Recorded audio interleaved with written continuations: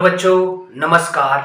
हम लोग एक और न्यूमेरिकल करने जा रहे हैं वर्क पावर एनर्जी से रिलेटेड, ठीक ना। उसमें हम लोग आज अप्लाई करेंगे वर्क एनर्जी थ्योरम, ठीक ना। तो हम लोग वर्क एनर्जी थ्योरम का एप्लीकेशन भी देखते हैं और उसको कैसे अप्लाई करना देख रहे हैं, ठीक ना। आइए क्वेश्चन पढ़ते हैं। ए 9 kg block is released from rest from top of an inclined onto the spring of stiffness K equal to 324 Newton per meter attached to the bottom of an incline as shown in the figure, ठीक ना। find the maximum compression in the spring। तो यहाँ पर हमारे पास एक मास है 9 kg का जो इनिशियली रेस्ट पे था। इसको ये जो सरफेस रफ है उसका कोएफिशिएंट ऑफ फ्रिक्शन दिया 0.5। यहाँ से 8 मीटर की दूरी पे है। यहाँ से इसको रिलीज कर दिया जाए, ये आ रहा इस पे गिरेगा तो स्प्रिंग को कंप्रेस करेगा। तो हमसे पूछा जा रहा है मैक्सिमम कंप्रेशन बताइए स्प्रिंग का। यहाँ एंगल 37 डिग्री दिया गया, ठीक ना। तो सबसे पहले हमारे पास जो वर्क एनर्जी थ्योरम है ये बोलता है work done by all the forces is equal to change in the kinetic energy. इसका स्टेटमेंट देखिए, work done by all the forces is equal to the change in the kinetic energy. तो सबसे पहले हमको ये आइडेंटिफाई करना पड़ेगा कि सिस्टम में कौन कौन से फोर्स काम कर रहे हैं, ठीक ना।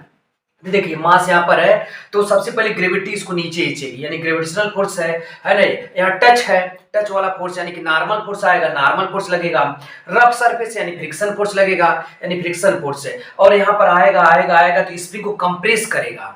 तो स्प्रिंग अपना फोर्स लगाएगी, रिस्टोर होना चाहती है अपने सेफ साइज में आने के लिए, तो रिस्टोरिंग फोर्स लगाएगी तो वहां वर्क डन होगा, तो वर्क डन बाय स्प्रिंग होगा। तो हमने क्या लिखा, देखिए work done by gravity plus work done by normal plus work done by friction plus work done by spring equal to change in the kinetic energy, that is the final kinetic energy minus initial kinetic energy. अब देखिए work done by gravity आपको लिखना है, तो gravity का अगर आप ध्यान से देखिए तो फोर्स नीचे लग रहा है सेम। मास यहाँ पर ग्रेविटी वर्टिकली डाउनवर्ड लगता है mg। मास है 9 kg, जी का वैल्यू 10 मान लिया, 90 का फोर्स इधर हो जाएगा। इसका दो कंपोनेंट ले लीजिए तो ये इधर आ जाएगा, है ना। ये एंगल 37 डिग्री, ये भी 37 डिग्री, ये आप जान ही गए हैं, ठीक ना। तो ये हो जाएगा 90 का cos 37 डिग्री, इधर 90 का sin 37 डिग्री। इधर नॉर्मल लगेगा, बॉडी को टेंडेंसी इधर मूव करने की, तो फ्रिक्शन आ जाएगा पीछे और फ्रिक्शन लगेगा mu into normal. Friction force का फार्मूला है ना ये। अब स्प्रिंग कंप्रेस हो रही है तो इसका मैक्सिमम कंप्रेशन पूछा, तो मान लीजिए इसका कंप्रेशन x है, मैक्सिमम जो कंप्रेशन है x है, यानी ब्लॉक कितना मूव करेगा 8 तो मूव करना था, x और मूव करेगा, यानी जो ब्लॉक का पूरा जो डिस्प्लेसमेंट हो जाएगा 8 + x हो जाएगा। मान लीजिए कंप्रेस होके फाइनली स्प्रिंग ऐसे हो गई है, ऐसे, ठीक ना।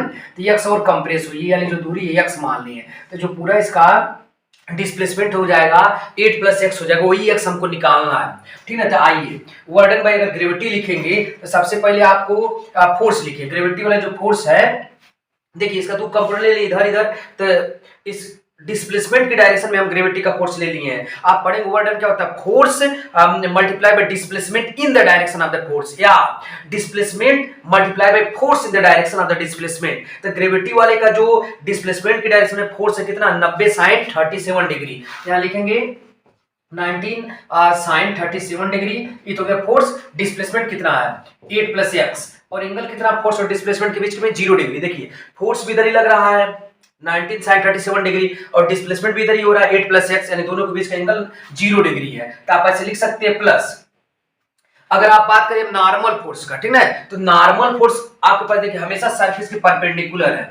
ये आपके पास ऐसे है ब्लॉक, तो नॉर्मल फोर्स हमेशा इधर है, हमेशा सरफेस के परपेंडिकुलर। डिस्प्लेसमेंट इधर हो रहा है, तो नॉर्मल फोर्स और डिस्प्लेसमेंट के बीच का एंगल हमेशा 90 डिग्री है।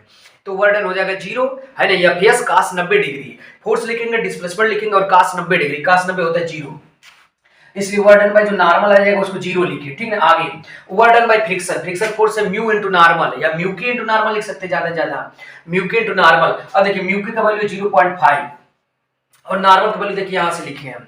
नॉर्मल बराबर हो जाएगा इधर इक्विलिब्रियम है, तो नॉर्मल बराबर हो जाएगा 90 cos 37 डिग्री, यानी 90 cos 37 डिग्री, सही है। तो ईथ हो गया, इतना लिखे क्या हुआ, ईथ हो गया फ्रिक्शन फोर्स और डिस्प्लेसमेंट। अब लिखिए डिस्प्लेसमेंट कितना 8 + x, और फ्रिक्शन फोर्स और डिस्प्लेसमेंट का जो बीच का जो एंगल है 180 डिग्री है, सही बात है ना। ये देखिए आपके पास डिस्प्लेसमेंट इधर हो रहा है, डिस्प्लेसमेंट इधर हो रहा है, फ्रिक्शन फोर्स पीछे लग रहा है ना। जब बॉडी से सरक के आएगी यहाँ तक आएगी, तो डिस्प्लेसमेंट इसी डायरेक्शन में है और फ्रिक्शन फोर्स लगेगा इसके पीछे इधर, यानी दोनों के बीच का एंगल 180 डिग्री है। फोर्स जो वर्क डन लिखते क्या होता है, फोर्स देखिए इतना दूर तक फोर्स है, फोर्स हो गया। है डिस्प्लेसमेंट हो गया और एक फोर्स और डिस्प्लेसमेंट के बीच का एंगल हो गया। इस तरह से लिखेंगे तो हमने लिख दिया work done by the friction force plus work done by spring force लिखना है। तो स्प्रिंग फोर्स का हम वर्क डन आपको सिखाए थे, कैसे लिखते थे? वर्क डन बाय, अगर स्प्रिंग लिखे लिख के दिखा दे रहे हैं इसमें, देखिए वर्क डन बाय स्प्रिंग क्या होता था, K/2 x इनिशियल का स्क्वायर माइनस x फाइनल का स्क्वायर। याद होगा डेरिवेटिव कराए थे, K/2 ब्रैकेट में x इनिशियल का स्क्वायर माइनस x फाइनल का स्क्वायर। K क्या है? Stiffness constant of the spring है, ठीक ना। x इनिशियल क्या है? इनिशियल एक्सटेंशन और compression from natural length. x से मतलब क्या है? फाइनल एक्सटेंशन या compression from natural length. Natural length से सब मेजर किया जाता है, इसको लिख देंगे, ठीक है। तो देखिएगा ध्यान से लिख रहे हैं, K/2 पर वैल्यू सब्स्टिट्यूट कर लेंगे, है ना। इनिशियली क्या कोई एक्सटेंशन था क्या, कोई कंप्रेशन था क्या? नहीं। यानी x इनिशियल क्या हो गया? 0 के स्क्वायर माइनस फाइनली कितना कंप्रेशन हुआ, दब गया, कितना दब गया? x दब गया, क्या लिखेंगे? माइनस x स्क्वायर बराबर फाइनल काइनेटिक एनर्जी। देखिए दब गया, मैक्सिमम कंप्रेशन होगा, उसमें बॉडी रेस्ट पे होगी, दबा रहा है इसको, स्प्रिंग को आके दबा रहा है। जब मैक्सिमम स्प्रिंग कंप्रेस हो जाएगी उस समय रेस्ट पे रहेगा, उसके बाद रिबाउंड करेगा, है नहीं। यानी कि फाइनल जो काइनेटिक एनर्जी 0 है और इनिशियल भी काइनेटिक एनर्जी 0, क्योंकि इनिशियल भी रेस्ट में था, फाइनल भी रेस्ट में है, ठीक है। अभी जो इक्वेशन बना इसी को हमको सॉल्व करना, ठीक है। यहाँ पर देखिए आपको थोड़ा सा इसमें और जानना पड़ेगा। जैसे मान लीजिए छोटे से ट्रायंगल बना के दिखाएं, ये 37 डिग्री है, तो इसके सामने एक साइड 3 होता है, 4 होता है, 5 होता है, ये वाला एंगल 53 डिग्री हो जाता है, 90 डिग्री हो जाता है। इसको आपको जरूर याद रखना है। तो देखिए यहाँ से sin 37 का अगर वैल्यू लिखेंगे, sin 37 3/5 आएगा, तो यहाँ वैल्यू भरेंगे 90 गुणे 3/5, 8 प्लस x सही नहीं प्लस है, देखिए 0.5 मल्टीप्लाई में 90 मल्टीप्लाई में देखिए है हो गया cos 37 लिखेंगे 4/5 आ जाएगा और 8 प्लस x हो जाएगा और साइन cos 180 माइनस इतने यहाँ आगे लगा देने, माइनस 1 आएगा गुणा के माइनस 1 आगे सब्स्टिट्यूट कर दिए और देखिए इसका भी वैल्यू भरिए 324/2 करेंगे, लिख दे रहा है, मान लीजिए 324/2 माइनस x स्क्वायर ऐसे इक्वल टू 0, इक्वल टू इधर 0 चल रहा है। अब देखिए इसको काट दीजिए, 5 से काटिए, 90 तो 18 18 ये 54 यानी 54 8 प्लस x। देखिए इससे इसको कैंसिल कर दीजिए, 0.1 हो जाएगा, यानी कि 0 दे देंगे तो 1 यानी -36 बचेगा, -36 8 प्लस x है ना। इसको सब कर लीजिए और यहाँ देखिए माइनस भी, तो माइनस लिख दीजिए।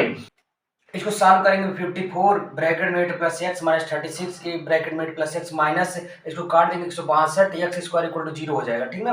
यहाँ देखिए 54 ये चीज कॉमन है, 8 प्लस x ब्रैकेट में दोनों कॉमन ले लिए तो हो जाएगा 18 ब्रैकेट में 8 plus x minus 162 x square equal to 0, ठीक ना।